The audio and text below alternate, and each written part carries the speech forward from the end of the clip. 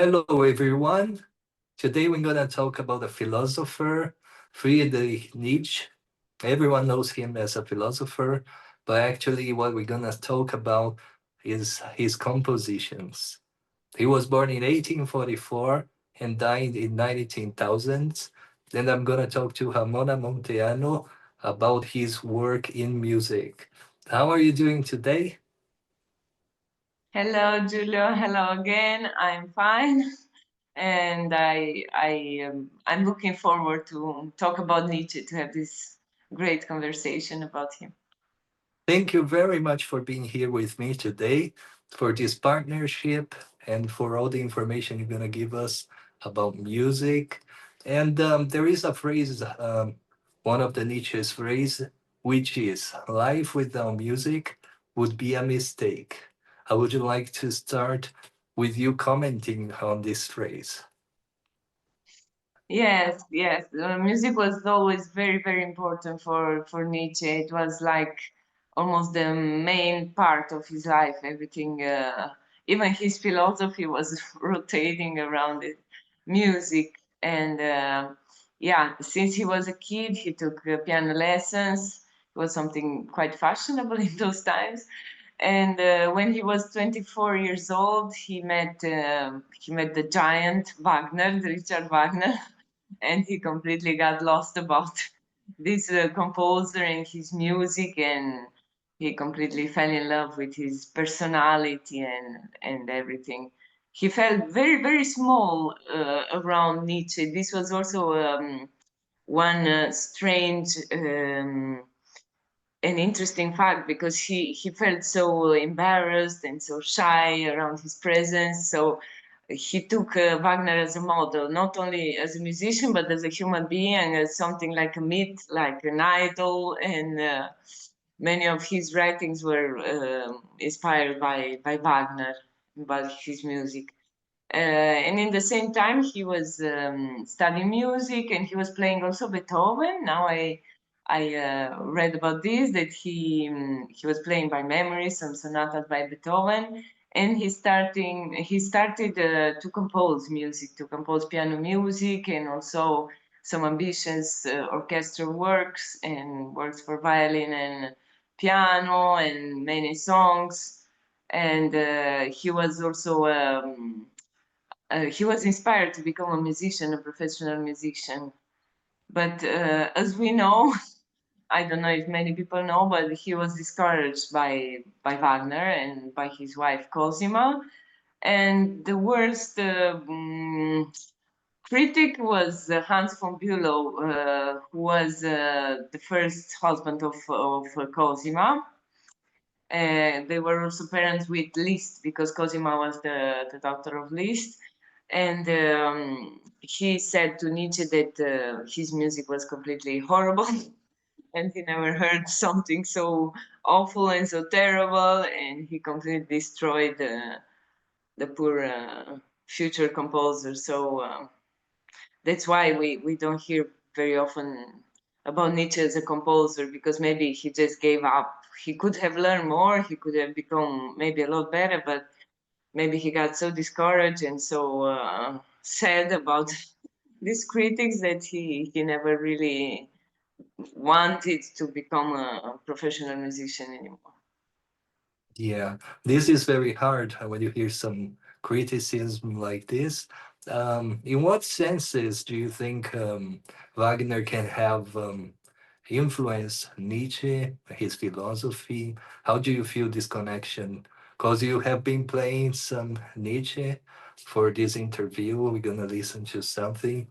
How do you feel about his music as a pianist, as a specialist? And how do you think their relationship was, and how does it influence in his philosophy? Well, I have studied the Heldenklage, the Lament of the Heroes. Maybe my German is not perfect. Okay, the Lament of the Hero, that is definitely inspired by Wagner, because of course Wagner was a hero for Nietzsche. And basically, one of the main operas that inspired Nietzsche was Tristan and Isolde. That was also, this was a very strange coincidence that Wagner started to compose this in Venice. And this is a very romantic piece, no, very idealistic opera, and Nietzsche fell in love completely um, when he heard this Tristan and Isolde. And while the last opera, which was Parsifal, he felt it like a betrayal, no, because all of these morals and all of this purity and this perfect image that he had about Wagner, he felt it like something fake, like something constructed. He said that Wagner was nothing but an actor, no, a histrionical actor, and he was a manipulator. He basically lied to everyone because all of this mythology and all of this purity and this German spirit and this music that was based on the leitmotif and this infinite melody was nothing but something to cheat people, no? Didn't have some true basis, some authentic basis. So this first opera that inspired Wagner was definitely something amazing. I mean, also Tannhäuser, which was this melody, this romantic melody that we can hear still, is not so abstract that other operas, and were very strong. Were a very strong influence for Nietzsche. And in this piece, this Lament of the Hero, we can feel these harmonies that are never resolved, this melody that is going on and on. The phrases are not very clear, not very defined. And you can hear that Wagner had this strong impact.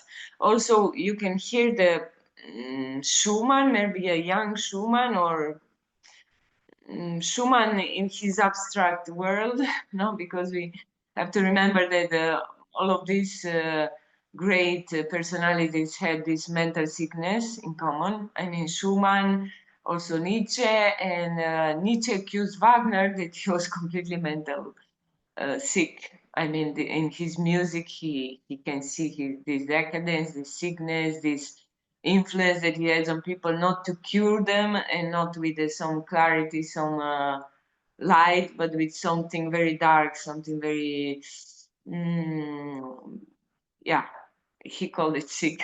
I don't know if he was right or not, but it's true that when you hear Wagner, you can go deep into your, no, into your mental trip, into your, yeah, also could be depression or something that goes farther and farther, and could be something big, something amazing, or something very obscure, something very, I mean, like the shadow of Jung, no? That he talks about this shadow that can be also very sick and very negative if we don't put it, no, on the light, and if we don't combine it with our light.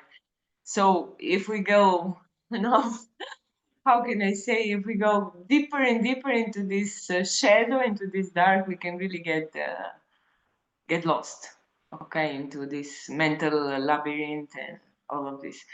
And yeah, it's clear that Nietzsche saw this, and he was maybe right about this. And yeah, Yeah. his whole relationship with Wagner was based on adoration at the beginning. Also, this was some kind of sick adoration, we can call it, because this ideal, no, that we can see in some people or in some personalities is never very healthy, no? It's like in love, when you when you fall in love with someone, you start to idealize this person, to put him or her on something, on a throne, no? And then when you meet the real life, you realize that, oh my God, this was not real. This was all in my head. So sometimes you have to be very clear from the beginning to see the reality, not the whole story that you construct in your head. So this is what happened to Nietzsche. This whole love and this whole admiration, this worship was somehow based on his music and on his own fantasy, because in the end, Wagner was not such a beautiful person, such a pure soul. But yeah, we are human, so maybe nobody is so pure and so perfect. And yeah, his music remained in an area that we can call a beginner, let's say. I mean, was not really a beginner. He had some very beautiful ideas, but maybe he never really got to develop to become a complex composer, no? Because yeah, he has beautiful ideas, but he was always like trying, like learning. He never really got to manage not to be an authority as a musician. But yeah, who knows? Maybe it was better like like Schumann, no? Because Schumann broke his finger, his fourth finger, because he wanted to become a virtuoso. Instead, he became an amazing composer because he couldn't play so well anymore. So maybe same thing with Nietzsche, no? Because as he didn't get to become a great composer, he was great in writings, and yeah, we can maybe be just grateful for this, that he left us such an enormous and important opera in his philosophy.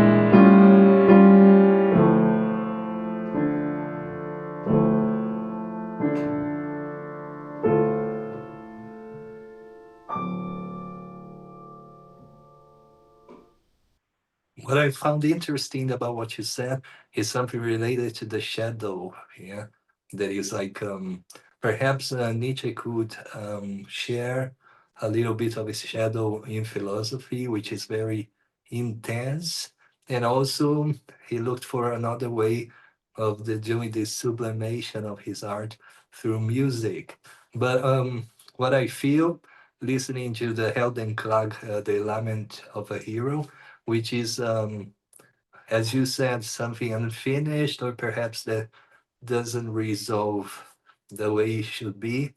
And it causes some kind of anguish or some feelings that come a little dark, right? Yeah, yeah, I agree. I completely agree. Yeah, yeah, because it's very strange. It's like a trip that it goes on and on, and it's very hard to interpret in some ways. I heard it also in a very romantic way, like more how can I say sweet and but in the end, I don't know. I feel it like very strong, very. I mean, it's like it has an impact. It's very strong. It's like a tiny bit like Liszt also. Liszt, Wagner, a tiny bit of Beethoven, maybe I don't know. But yeah, like you say, he never resolves, and yeah, this is some characteristic of him, and also his philosophy, and maybe his whole life is a little bit contradictory, you know, because sometimes you can see he's in love with something and then he denies it, and it's very strange. Also, this also the thing that in the end he basically criticized.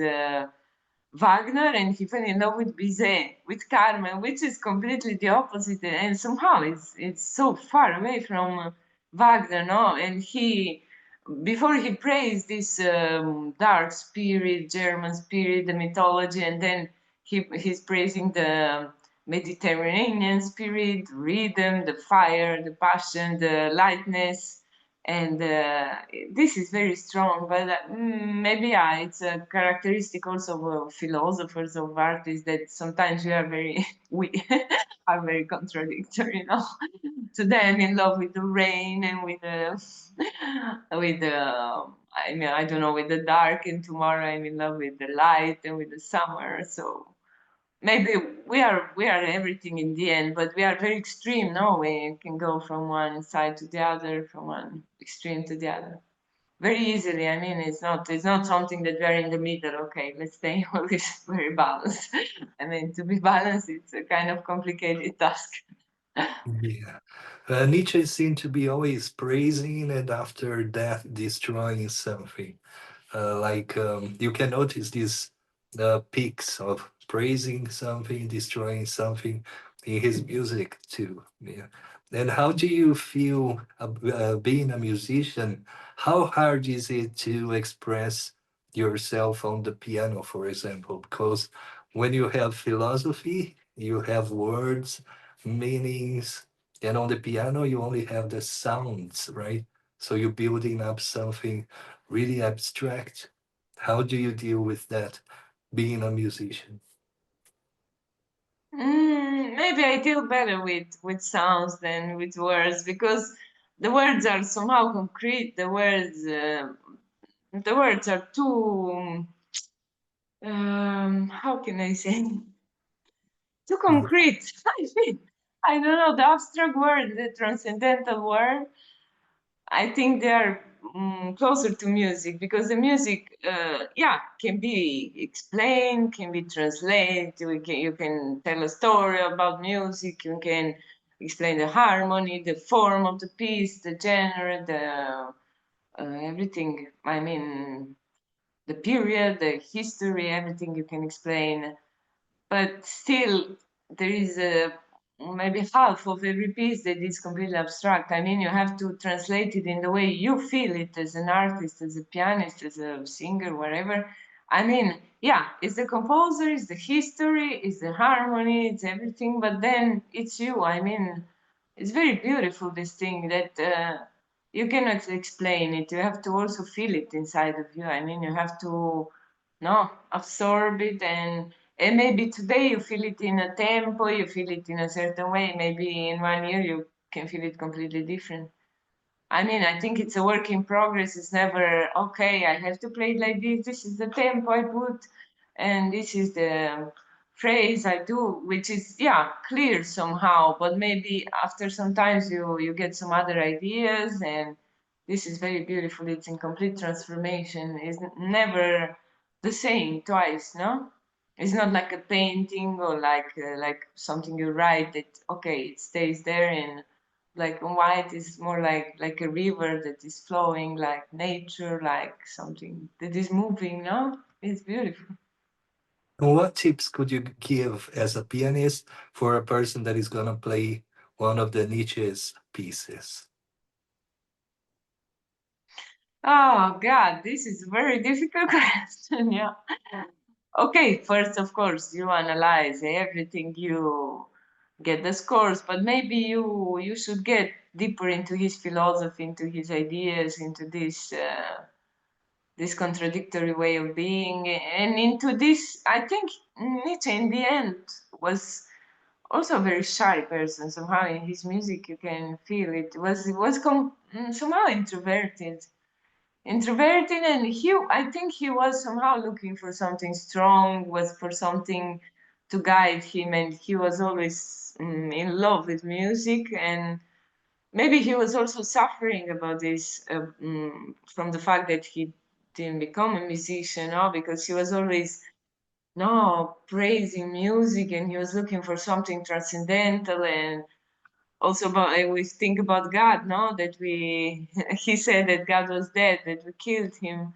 If you think about the superhuman, I mean, also this he was imagining this big human that was maybe who knows Wagner or musician or something connected with something transcendental, was not something normal. I mean, was not a normal human being, was something that was so high. And yeah, somehow music is very high. We never really arrive to the highest, no. Yeah, and also when we play these composers, we have to think about the greatness of their music, especially Bach or Beethoven, that arrive really to the highest, no, to the That's highest, true. yeah, way And of making music. And Nietzsche, yeah, he was trying to get close to this. So what I can say to young musician or to whoever approaches his music, yeah, to read about him, to try to read his music, and to read between the lines, yeah, because his music could seem simple, but somehow it's not. And yeah, you have to translate it through his writings and through his suffering, because in the end he was suffering as a musician. He was not a musician that was successful and had a big power. So somehow, yeah, his own introverted personality, the researcher, no, the philosopher that also wanted to get deeper into the music, and it's something very sensitive, something very particular to study. And I also would like to get deeper because I only practice two of his pieces, and today, for example, I was listening the whole day to his music, and some ideas are really, really interesting, really nice. You have to be open, no, because somehow people have prejudices. Ah, okay, Nietzsche is the philosopher that didn't believe in God. Okay, he hated religion. Okay, or Nietzsche was a bad composer, so because Wagner and Hans von Bülow said this. But no, you have to go farther than these prejudices, because we all have these prejudices. Okay, I read that Nietzsche hated God, or Nietzsche was not a good composer. So, no, let's go by ourselves and let's walk to this path and to discover with our own mind, with our own soul, what he had to say, what he had to.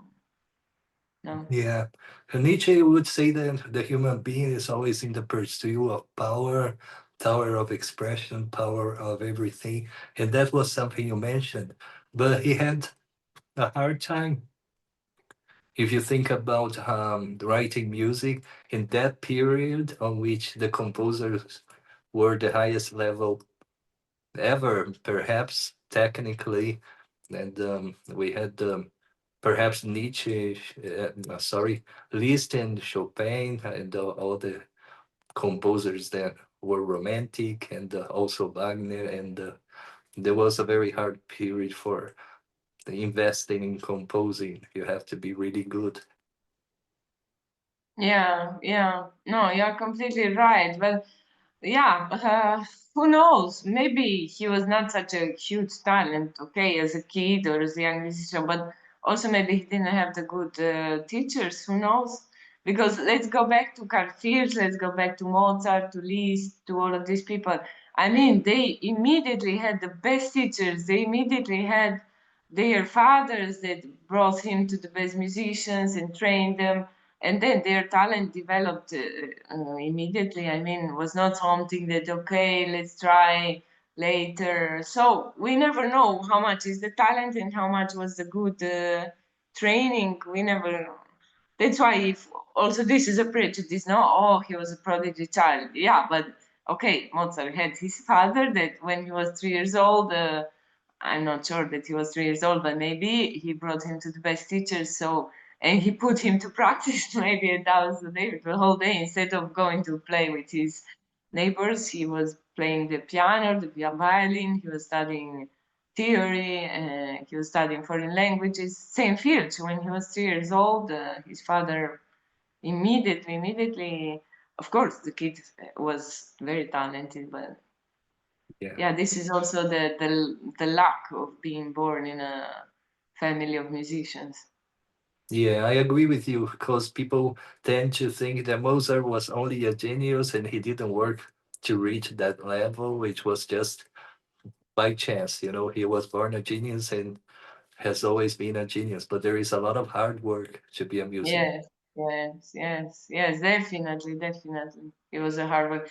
Of course, there is a genius because also Chopin, maybe nobody is like Chopin, but also Chopin was working very hard, and who knows, Nietzsche, yeah, maybe he was not so lucky in this way, but anyway, he became the super powerful, the super Yeah, powerful human being through his writings, his philosophy, and yeah, and also this battle or not battle from Apollo Dionysus, not the myth that Apollo was the perfection, the beauty, the ideal, and Dionysus was the no the person that represents the earth, the destruction, the all of this human nature, no?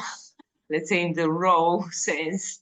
So all of this combination, no, that we saw in the music of Wagner, but also in the real life, I think, because yeah, this yeah, is life in the end. You cannot always be in the top of the mountain. So sometimes you're on the earth struggling with daily life, with the problems. And that's true. At least we can say Nietzsche was top 10 philosophers ever, like genius in philosophy. You cannot be perfect in everything, or even perfect is a very hard word. Perfection, right? maybe it doesn't even exist. I don't believe in perfection. Yeah, that's I true. mean, who is perfect maybe is not really human. The Uber mentioned that Nietzsche mentioned that Superman perhaps is no one can do it, you know. So it's a matter of being looking forward to doing something perfect in life, and that's what motivated him. He ended up crazy, as we can see in his Mm. history, and it kind of we see young people here in Brazil reading a lot of Nietzsche at the point. Oh, great, great. That's great. Thank you very much for being here with us. We're gonna hear some Nietzsche, and I would like your final words for this interview. And I would like to ask everyone who is gonna listen to Nietzsche to text us about the impressions you have, how you feel about the music. Thank you very much, Ramona. You're welcome. I want to say just two words because it was very interesting. You know that Nietzsche said that Venice is the most musical city. If he could think about music, he would think about Venice.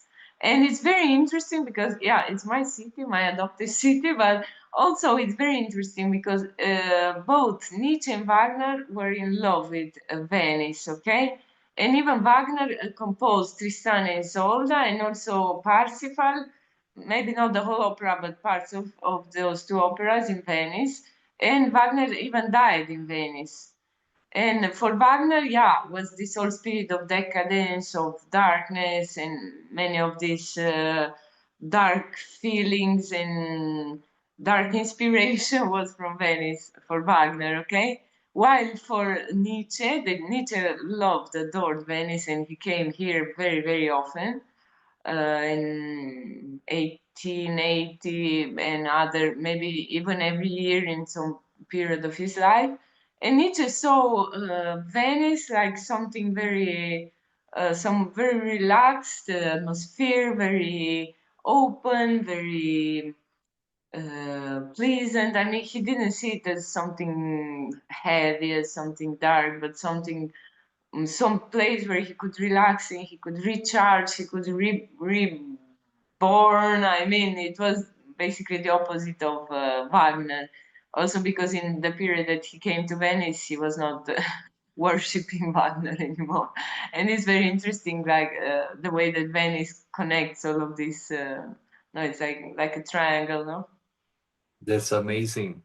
It was very interesting, and a surprise for you is that Ramona and I will be doing some interviews about composers every month. I hope you like them. Thank you very much for this project together. Thank you very much. I'm looking forward to the next one.